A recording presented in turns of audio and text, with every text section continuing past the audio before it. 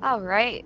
So, how about we get started? Today, we're here with the one and only Michelle Vazzana, co founder and chief strategy officer of VantagePoint.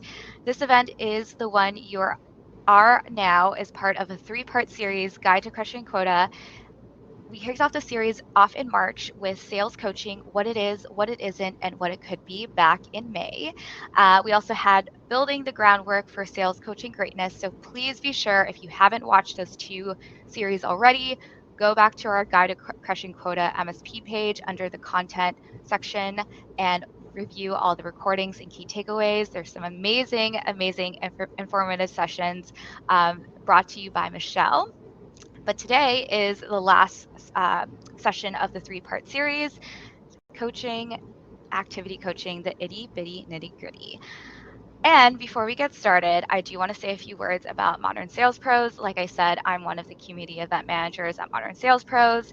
And for those who are not familiar, I'm going to say the whole spiel that a lot of you are probably familiar with, but we are the world's largest and highest quality community for those in sales management, sales leadership, sales and revenue operations, and sales enablement, aka our Modern Sales Pros. Our mission is to create an environment for our members to answer the toughest revenue questions out there.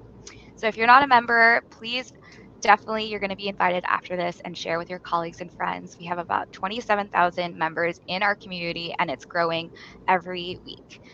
And I definitely will pass it off the sponsor a bit and intros to Michelle, but I do want to say some housekeeping notes before I go off the stage. So again, before we dive into the content, this content will be recorded. It's going to be living into on the MSP content slide where all of Michelle's content lives. So I will send an email. So don't worry if you're not able to make it or any of your colleagues are able to make it. We'll have a link and recording key takeaways.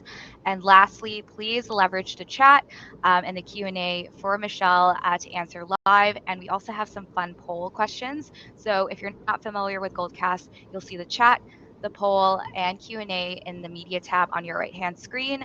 I'll say a few words and I'll add some links in the chat for you to engage. And then once we have polling, I'll go back on stage and definitely encourage everyone to engage with that. So that being said, I'm going to leave it off to Michelle to kick off the content, and I'll be back on stage for the polling. Thanks, Thanks, Michelle. Angelica. Hello, everyone. Thanks for joining us today. I'm excited to be delivering this last in the series of three sessions on crushing quota. This particular session is really about sort of the nuts and bolts of activity coaching. And if you've watched any of the prior webinars, we gave you a lot of research-based insights around how the best sales managers create alignment for their salespeople. They create clarity of task. They set up their coaching in a way that drives the best bang for the coaching buck. And they pay attention to leading indicators of success to ensure that the right needles are moving in the right direction. So before we dive in, I want to give you a little bit about VantagePoint. We were the ones back in 2018 that actually introduced the notion of sales agility and agile selling. And that was based on over nine studies over 13 years. And we didn't realize that we were actually embarking on a sales agility journey, but that's what it ended up being. And some of the themes are that when it comes to sales management, sales coaching, selling, there's really no one size fits all.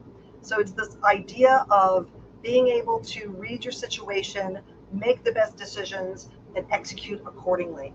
And over the course of this research, we found that there's really three levels of agility that exist within the sales organization. There's organizational agility, and this is the ability of the sales force to link salesperson activities with organizational results as well as marketplace realities. So when you think about being a sales leader, one of your biggest concerns is typically any goal that I set, any initiative that I launch is very highly dependent on field level sales execution. And organizational agility is the ability to ensure that that execution is in direct alignment with organizational goals and can be changed as needed to reflect current realities. The next level of agility is what we call situational agility. And this is where salespeople do a really good job of reading the buying situation they face, making sense of it, selecting the appropriate sales strategy, executing that strategy, and monitoring buyer reaction. The final level of sales agility is what we call foundational agility. And we've done some additional research, which I'll share in a future webinar, that identified that buyer psychology and the buying journey, particularly the emotions that buyers feel as they navigate this journey, are important to understand. And so all of these levels of agility are important, and they all build upon one another in order to equip a sales force to face rapidly changing environments and succeed and win more sales. So today, we're really going to be diving into this level of organizational agility. So this is going to be about how organizational leaders ensure field level execution is aligned to organizational results, and then how to coach to these activities. So what you can expect today, we're going to do a quick review and recap. It's been several months since we chatted. And we're going to talk about selecting what to coach, structuring coaching conversations, and then operationalizing this coaching into your day-to-day job. So we all know, if we're on this webinar about crushing quota, we know that sales managers are the key lever in any sales force. Unfortunately, they're very much neglected and overlooked. That's changing, thankfully. And even though they're the key lever, we also know that in our research, 75% of managers that we studied, and we've studied now thousands of sales managers, had less than 49% of their sellers at quota. So you have to wonder, what's going on? Why are the vast majority of sales managers struggling so mightily to get more of their sellers to quota? So again, we're going to lean pretty heavily on some of our research, which we continue to do and revalidate and extend. So if you recall, one of the studies that we did, which went into crushing quota, was we studied 3 primary types of sales coaching that managers perform or offer to their salespeople. And what are the relative impact of each of those types of coaching on objective salesperson performance in terms of quota attainment? The second study that we did and continue to do is to look at sales coaching practices, the type of practices, and the impact of those practices on salesperson performance. We're not interested in people's opinions. We're interested in their actions. And we're interested in which actions are more closely aligned to higher salesperson performance. And again, we'll lean into those findings and those actions in order to give you the meat that you need for the session today. So when it comes to revenue performance, the picture doesn't look that bad. Clearly, there's a pretty big difference between the bottom 25 and the top 25%, a 39% difference in revenue performance, pretty staggering. But here's the part that's a little bit confusing. If you look at the core, the middle 50% of sales managers, they're hovering right about revenue attainment. So you could look at this chart and say, well, it's a pretty good news scenario because 75% of my managers are at or above quota or hovering right at or above quota. But that number can be misleading. Here's why. When we look at another metric, a participation metric, we see a very different story. So what you see here is the bottom 25% of managers had 47% of their team at quota. The middle 50% had only 48. And then you see this big jump. So the top 25 had 65% of their sellers at quota. So huge difference here. And if you compare what we see here about that core group being right at about quota, this tells a very different story. So those middle performing managers, core performers, were over relying on a few very highly performing reps to hit their revenue number. And the performance was not spread evenly across the team. So we know that getting more reps to quota is critical. It's critical for company performance. It's critical for team performance. It's critical for seller motivation. So what are the impacts that some of these findings had on quota attainment regarding coaching? So the first study I referred to looked at 3 different types of coaching: capability coaching, outcome coaching, and activity coaching. Capability coaching, think coaching to competencies, the GROW model, performance coaching. Coaching to outcomes, think pipeline, scrubbing, forecasting. Activities, think the lifeblood of what sellers do day in and day out. to sell more stuff to their customers. So our hypothesis going into this was that capability coaching would be strongly and positively correlated with quota attainment. It wasn't. It was negligible. And this was surprising not only to us, but to some of the companies participating in our research.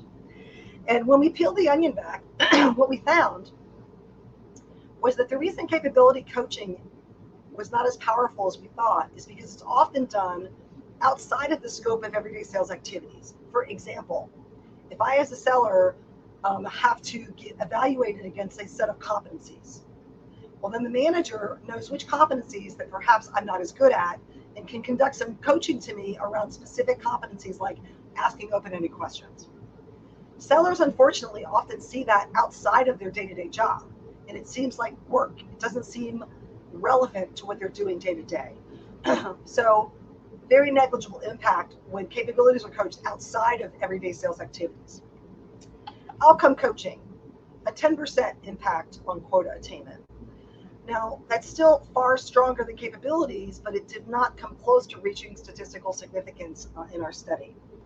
Activity coaching, on the other hand, was responsible for 24% of the variance in quota attainment.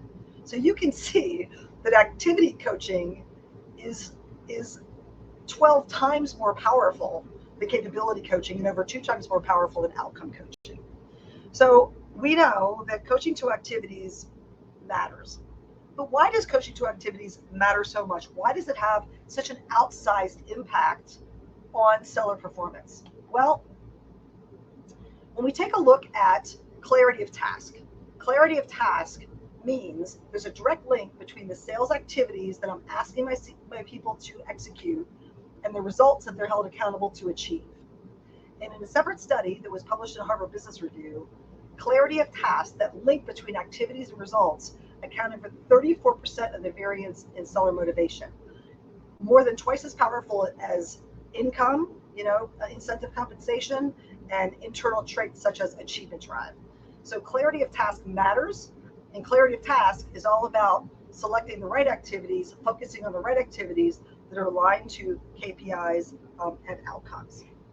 So we know that activities matter. We know that activity coaching is the most powerful type of coaching. But the next question that we often get is, well, how do I know which activities to coach? There's so many activities. There's territory activities around mining my territory and expanding accounts and getting new accounts. There's account management activities around retaining and growing existing accounts. There's opportunity management activities around qualifying, pursuing, and winning individual deals.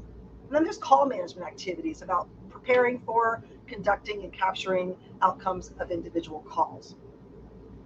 So we're going to dive into each of these types of activities in a little more detail. Again, we'll share some of the research results, and we'll share some of the traps that managers can fall into when coaching these different sorts of activities. But before we do that, we're going to have a poll. So Angelica, if you could put the poll up, and if you look in your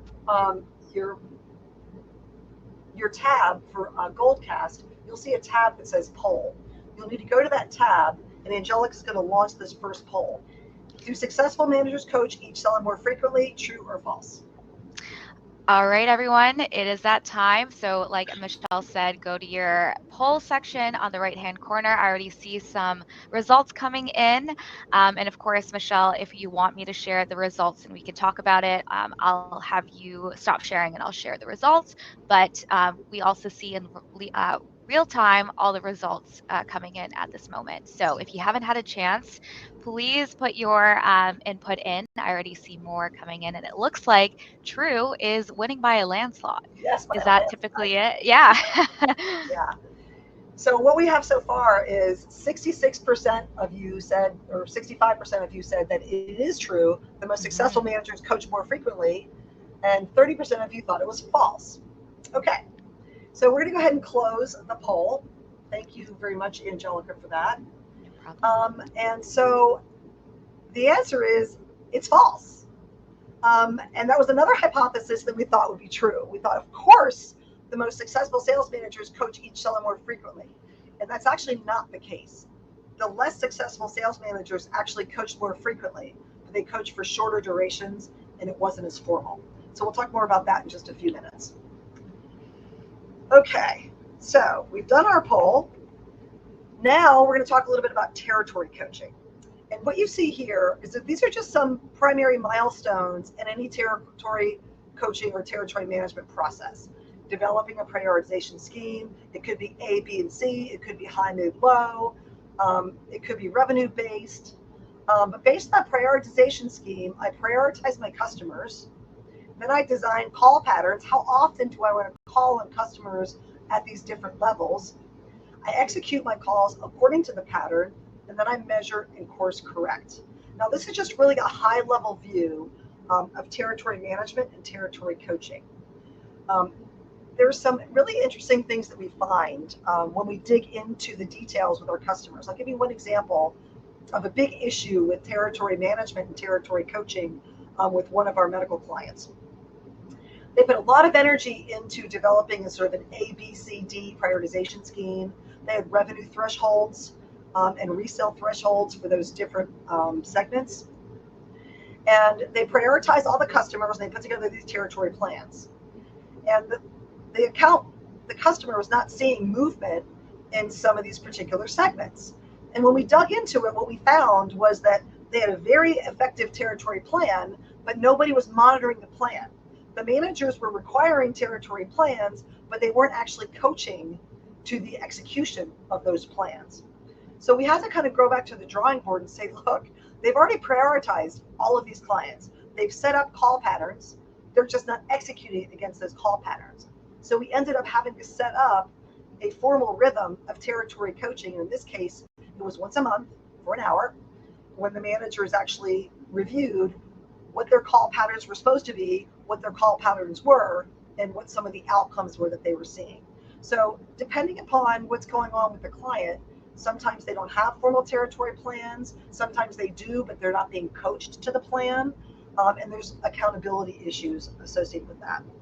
So when it comes to prioritization, we found in the research it's a pretty important thing. So when we take a look at the difference between the bottom 75% and the top 25% of sales managers in our research, 91% of the managers in the top 25% had a prioritization scheme in place, and they managed that prioritization scheme.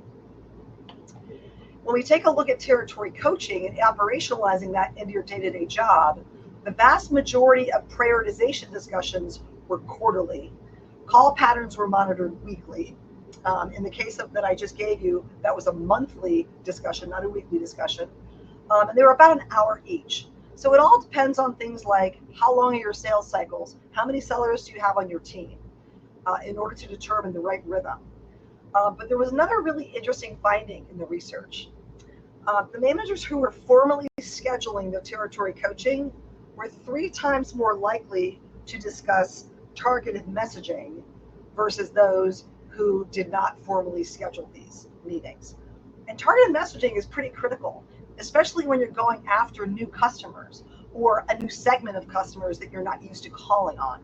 So those managers that had 91% of them had formal territory plans and coaching, and they were far more likely to actually get to the level of messaging that sellers needed in order to penetrate some of the accounts in those territories.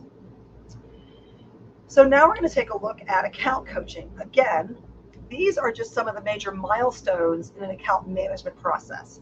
Assess the customer's business needs, align your needs with customers, develop a plan to create mutual value, execute the tasks according to plan, measure and course correct. So this is an entire account management process.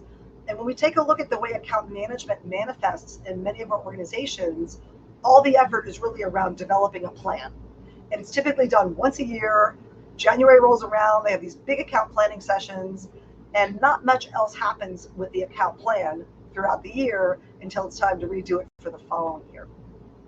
And let me give an example of how this kind of goes awry sometimes.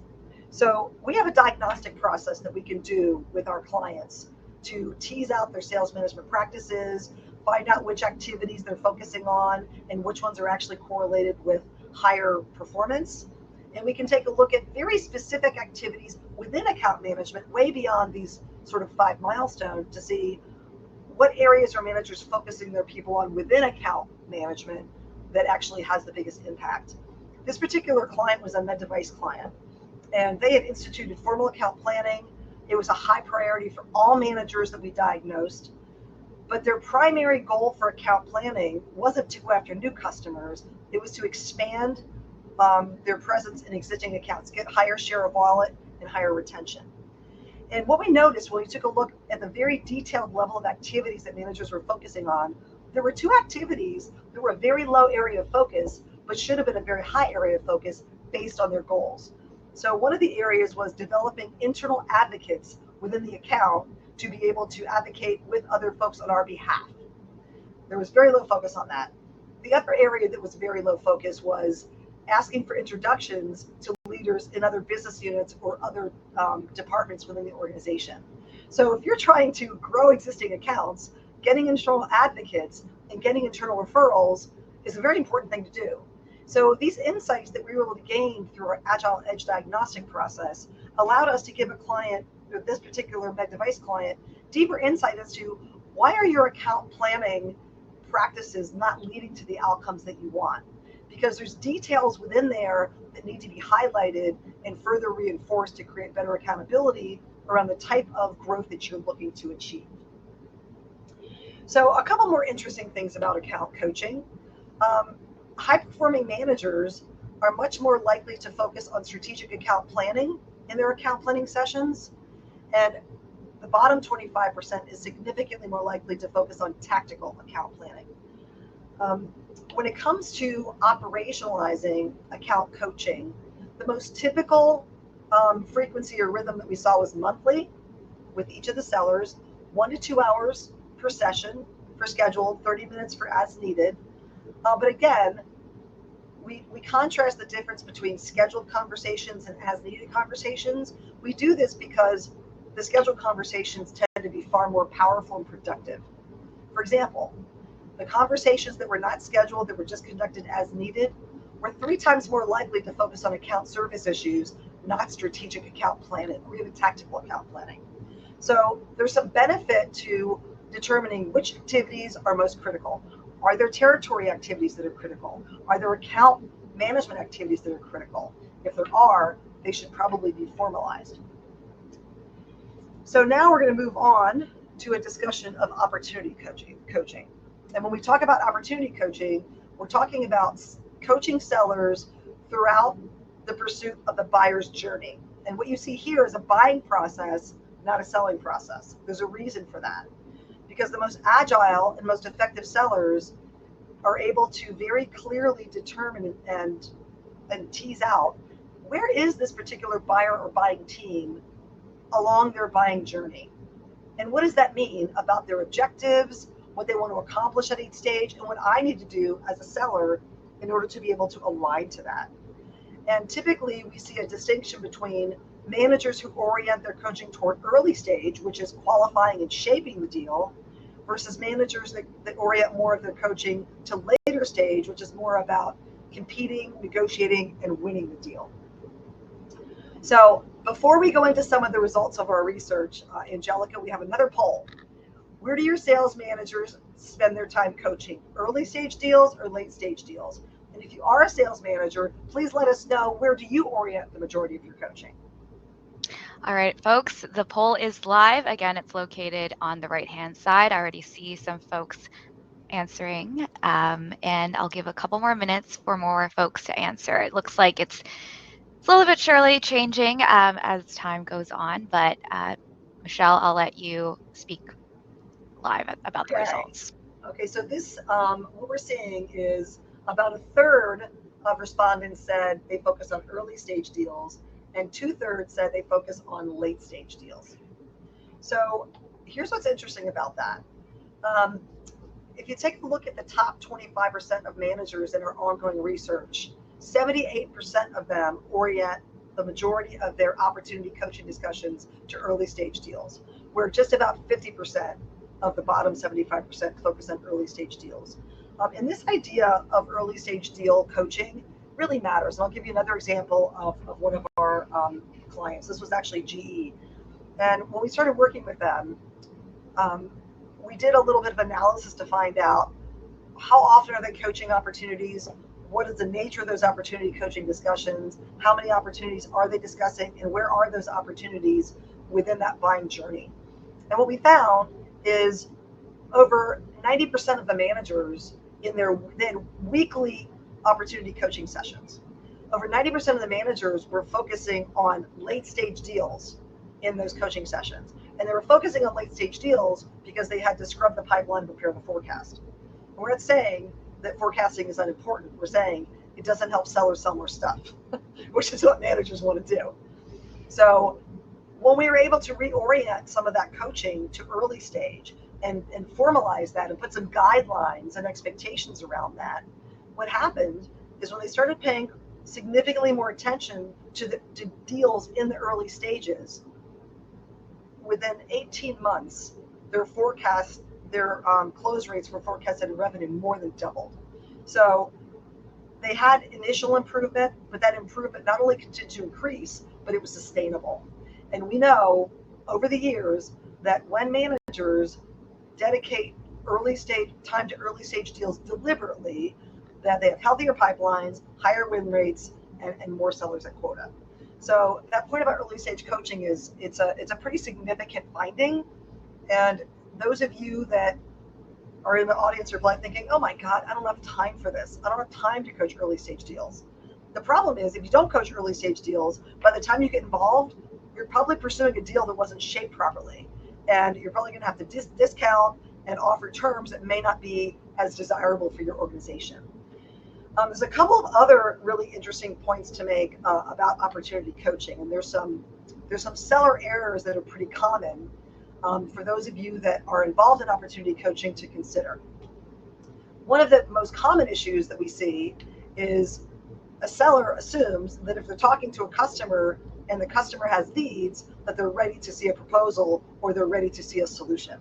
And so there's this mismatch between the buyer's mindset and where they are in their process versus the seller's mindset and where they are in their process. So what happens when this mismatch occurs? Deals stall. What happens is forecasts are inaccurate. So sellers say, oh yeah, I gave them a proposal that they should be buying in the next 60 days. The seller hasn't even decided, or the buyer hasn't even decided to make a change. So we have happy ears as sellers. We get very optimistic and we get very unrealistic about where the buyer is within their process. And there's also the opposite problem. Let's just say that a buyer is already looking at solutions and they happen to contact us, right? Which probably doesn't happen as often as you like. But we can't take them back to the beginning of our process. We have to meet them where they are. So asking them 10,000 questions, digging around for their pain when they're already looking at solutions is probably not going to be a very satisfying experience for the buyer. So this idea of understanding the buying journey and aligning your efforts to that buying journey really forms the heart of what we would call foundational agility. So what about opportunity coaching and formalizing that sort of into your day-to-day job? So we find that the highest performing managers are more likely to schedule their opportunity coaching discussions. And not only are they more likely to schedule them, they're more likely to keep the meetings that are scheduled. And I'll tell you why. Because the highest performers don't meet more frequently. They meet less frequently than their lower performing peers. But they meet regularly. So if they're meeting once a month and their less successful peers are meeting once every 2 weeks, the ones meeting every 2 weeks are more likely to reschedule or cancel meetings. The ones that meet less frequently but are more formal about it tend to not cancel and not reschedule. They create more of a predictable cadence with their teams. So they coach less frequently for longer durations and they discuss fewer opportunities. Why does this matter? Because if you're a sales manager and you're watching this webinar, you know you don't have time to do what you need to do. You know you can't coach everything. And you know that if you try to add a few more things to your plate, a few other things are going to fall off.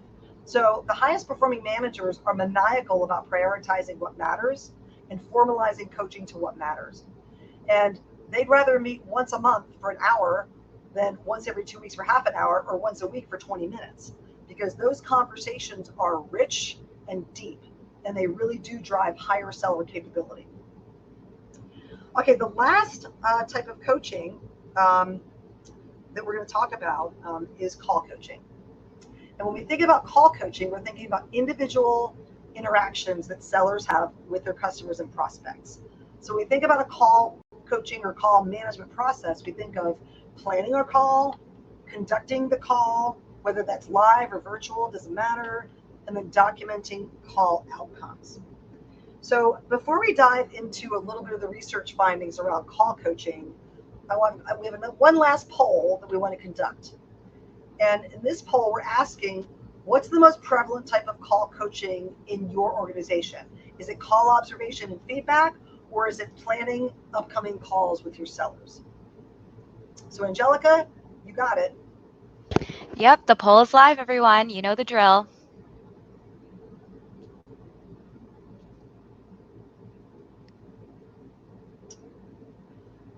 Okay, so this one is this is basically 50-50. There's not much of a difference here. So half of you are saying, I observe calls and I provide feedback. Half of you saying I spent more of my time planning upcoming calls. Oh, and now it looks like planning upcoming calls is winning. Okay, it is. Yes, it's just taken a bit of a lead. So that's actually good news, because when we've taken a look at performance and the types of coaching that lead to higher performance, call observation and feedback was actually the most typical that we found in our research, but not the most powerful. Managers that spent the lion's share of their time helping sellers plan for upcoming calls versus observing, giving feedback, had higher performing teams. And it makes sense when you think about it, because if I'm observing a call that I didn't help plan and then giving the seller feedback, I may not observe the next call. So I don't know if they've taken my feedback and put it into place. But if I'm helping a seller plan an upcoming call, even if I'm not attending, I can really get in and dig into how that seller plans on running that call, what the agenda is, what the questions are, what the obstacles are, and I have a better chance of setting my seller up for success. So this practice is pretty important. When we take a look at the difference between managers and how they coach, we said the most successful managers spend more time coaching upcoming calls versus observing and debriefing. They also are more likely to request coaching conversations with their sellers. If there's a really important call coming up, the manager would even call the seller and say, look, you got this call with ABC Company coming up next Thursday. Let's put some time in the calendar to plan for that. If you take a look at the bottom 75%, most of their coaching only happens when they're going to attend a sales call. So you can see some differences in strategically how high performers approach call coaching and how that differs from their lower performing peers.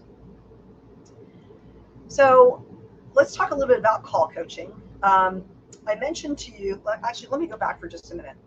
I'm going to go back to the slide on planning, the poll that we did. So there's another client, it was another medical client that we have, who we were working with, and they said, we're really dissatisfied with the type of planning that our people are doing.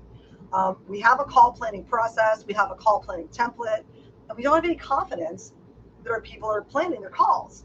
And we asked them, well, why is that? And they said, well, because they tell us it takes too long. So by the time we started working with them, they'd invested over $500,000 in an automated tool to help their people plan their calls. So they could kind of drag and drop and get dropped out menus and all of this. And 10 minutes later, you've got a formalized call plan. And I said, okay, I saw this tool and I said to myself, this is an ugly baby, but I can't tell them that. They've just spent $500,000 on this tool. And I said, okay, let's take a step back. I said, you want your people to be doing more planning. They're doing more planning. They were expecting 10 plans a month from each seller, and each seller was supposed to submit those 10 plans to their manager for feedback. The average size team was 10 sales reps. So you've got a manager who's getting 100 sales call plans every month. How many of those do you think they were actually really digging into? Right? Probably 3, certainly not 100. So we noticed that there were some process problems here. And so I very gently said to this client, I said, why don't you go in the system and kind of test whether this is working? Pull down maybe 5 or 10 really good call plans that we can use as best practice. And a few days later, I got an email from the client. The client said, well, I wasn't able to find 5 really good plans. And I said, really? Why is that? So, well, how many did you find? They said, we weren't able to find any. All they're doing is repeating the same thing over and over so they can get their number of call plans to their manager. And I said, well, clearly automating this process didn't lead to the desired outcome. How about if we formalize this call planning process between your managers and your sellers? And that takes us back to this portion here around operationalizing call coaching. So these managers, instead of evaluating 10 call plans a week, they spent 1 hour per month with each of their 10 sellers. During that hour, they plan a minimum of 1 upcoming sales call, a maximum of 3. And they required sellers to do some preparation before the coaching meeting, and then they dove into those plans and improved those plans during the meetings and agreed on accountability and outcomes. And so what happened when they changed from requiring an activity metric, do 10 of these a week, to let's coach to this once a month, the level of call planning and the quality of call planning improved dramatically. So it's not just about expecting sellers to conduct activities, it's about orienting coaching on the right things. So if sellers are not behaving in the way you want, some coaching is probably required. Not just activity expectations, but coaching. So high-performing managers are 2 times more likely to use scheduled coaching time for call coaching versus just as needed. And they only require call plans for certain types of calls. Lower-performing managers set requirements for every call you go on, you need a call plan, even if it's just a follow-up call where you're checking on some delivery or something. So high-performing managers they're better prioritizing and they're more discriminating. They're also more likely to attend sales calls that are in the early stages of the buyer's journey. So you're seeing some common themes here. And the common themes are formalize what matters, but don't formalize everything. If you do formalize it, use the minimum level of rigor or minimum effective dose. If once a month for 60 minutes is enough, then don't do it every 2 weeks. If every 2 weeks is enough, don't do it every week. If once a quarter is enough, don't do it once a month. So it's about what's the minimum effective rhythm or cadence that I as a manager can have in order to drive the types of activity and outcomes that I want. So this idea of a minimum effective dose, formalize what matters, orient to the early stage, focus on fewer topics in more depth. Those are kind of the keys to more effective coaching, specifically around activities.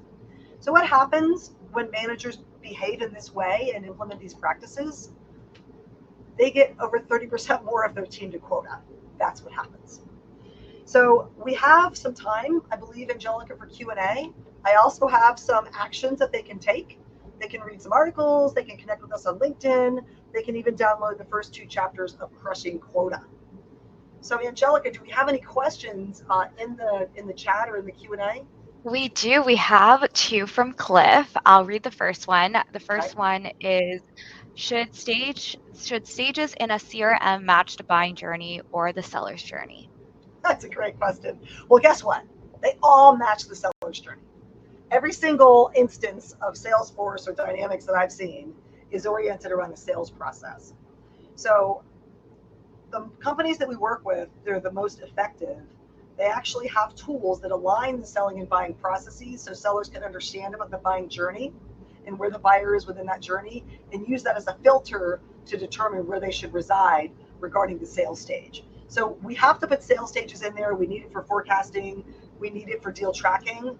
But the most effective companies really sort of litmus test that against buying process and have tools to align those 2 things, which aligns back to what I was mentioning, Angelica, about this idea of the buying journey and the research around how important it is to understand the buying journey and the motions buyer experience. So companies are taking a closer look at that. But absolutely, hands down, it's aligned with the sales process. Amazing. Thanks for the question, Cliff. Oh, another question from Cliff. What happens when the managers aren't coachable or have their own style?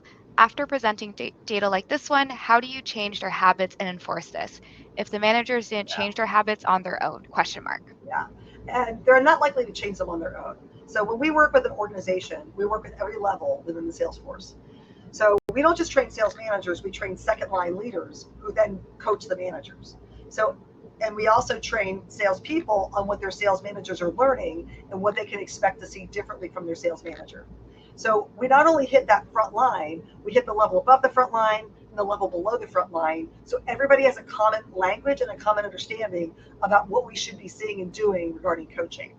Now, we know whether it's working or not because we do very significant impact studies with our clients to find out what managers are adopting these behaviors from the perspective of their sellers, and what is the impact that these behaviors have had on the size of deals, the trajectory of deals, and that sort of thing. So there's a lot of ways that we have for creating urgency in the managers to adopt these practices. But the primary reason that managers adopt these practices is, number one, they don't add more to the plate of the sales manager. They actually take a look at what managers are already doing and reorient time that's already being spent in more effective ways. But that level above and level below, holding them accountable, is a pretty important element. Awesome. There's one other comment, Angelica. Yeah. Style isn't that important. If you formalize your coaching, your style will fit in with how you formalize that coaching. So, for example, if I'm formalizing call coaching, and I know that I'm having a 1-hour call coaching session once a month with each of my team members, I'm going to ask them to prepare for that. I'm going to ask them to come ready to talk about the opportunity and the upcoming sales call, right? So by formalizing things and putting agendas and setting expectations, I'm already creating an environment that leads to more collaborative interactions. So it's not as much of a style thing. I know there's a lot of hoo-ha out there about situational leadership and adjusting the way you communicate. And if you're not talking about the right stuff, it doesn't matter if you're doing it effectively, right? Totally. So we help managers orient their effort and their time and their focus on those things that matter most. And we give them very specific practices and mechanisms for ensuring that those coaching conversations are effective. And it's not that hard for them, Angelica, because good coaching is a lot like good selling. It's collaborative and it takes buy-in on the other person. Absolutely. And every coaching style is different that suits their Right. needs and their team. And with that, Thomas asked, do you have any call coaching templates for sales managers that you can provide? Or is there a website we can direct them to that we can add on the Oh, that's a MSP good question. page? I wonder if I have, Angelica, let me as a follow-up check and see if I've written any blogs. The templates that we Yeah, have for call coaching are actually part of our training. sure. So we Absolutely. don't typically just send them out. Yeah. We have coaching templates for call coaching in both the sales management code and pipeline coaching. We also have templates for call coaching in our foundational agility program. And I So will link that all in the MSP page and on the perfect. post-event email. So definitely connect with Michelle afterwards. She has all the knowledge and wealth of her research, and we are so honored to have her here today to end the series of Guide to Crushing Quota with us. Again, if you missed the last two, definitely check our MSP website. I'll also link it in the email as well, so you can always refer back to her key takeaways because this is so much valuable information that Michelle is sharing with us in our community. Angelica, I just thought of something I can send you. Yeah, We have a coaching guide that we incorporate in one of our programs that really distinguishes between opportunity and call coaching. I'll send you a PDF of that, and you can send it out with amazing. slides. Yeah, There you go, everyone. More goodies from Michelle. Thank you yeah. so much. Thanks, Angelica. Thanks, Again, everyone. thank you, everyone. This is so great. And stay tuned. There's going to be more events with Michelle coming up that will be announced in the next few months. And again, the recording, key takeaways, Michelle's amazing deck, and all the great resources that we just mentioned will be available at the end of the day. So be on the lookout for that. And thank you, everyone, for attending. We'll see you in the next one. Thanks, Michelle. Thanks, Angelica. Thanks, everyone.